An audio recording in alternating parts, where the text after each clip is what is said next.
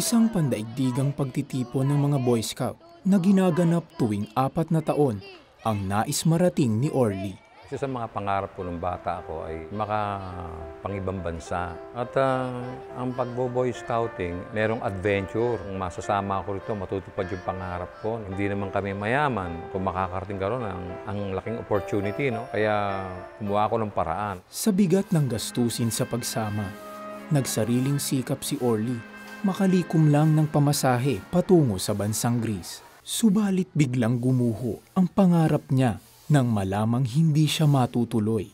5 kasi sa mga kasabay niya ang naaprubahan. Tapos yung pangalan ko, nagtataka ako bakit nilundagan, hindi napirmahan. Matapos ang pangyayari, pangihinayang at awa sa sarili ang namayani kay Orly. Nawala na ako ng gana mag-aral. Ayoko na mag-aral. Hindi ko matanggap talaga. Sabi ko, pambihira. Ito na yung pagkakataon ko na wala pa. Nahihiya ako sa mga kaibigan ko nakakaalam na kasama ako dyan. Tapos hindi pala matutuloy. Para sa isang bata, malaki ang impact nito.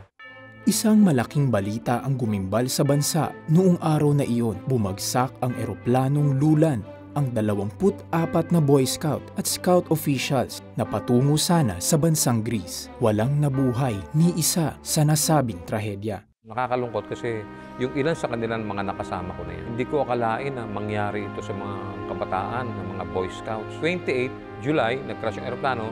July 29, birthday ko yun, Monday. Kaya ako'y buhay na buhay at hindi ako napasama talaga doon sa nag-crash na yun. Bilang pag-alala ay masisilayan sa Quezon City ang mga imahe ng mga yumaong Boy Scout at Scout officials sa kalye ng Tomas Morato. Isinunod din sa mga apelido nila ang ilan sa mga kalsada ng lungsod. Kung ako ay natuloy at nakasakay ako sa aeroplano ngayon, definitely magkakaroon ng Scout Palomar.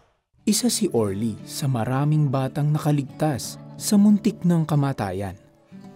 Kahit na ipilit natin, kahit na gusto natin, kapag hindi kalooban ng Diyos, talagang hindi kalooban ng Diyos ito. Pinuhay ako ng Panginoon Diyos dahil meron siyang plano sa buhay ko. Ang lahat ng bagay ay nasa kamay ng Diyos. Iyon ang pinakamahalagang aral sa buhay na natutunan ni Orly. Sumama ang loob niya sa desisyong hindi siya isinama. Subalit sa bandang huli, nagsumigaw ang kadahilanan kung bakit iniligtas ng Diyos ang kanyang buhay. Halos maglilimang dekada ngayon matapos ang trahedya. Di mabilang ang biyahe sa labas ng bansa na kanyang napuntahan kasama ang kanyang pamilya. Natamo rin ni Orly ang pinangarap na makapangibang bansa.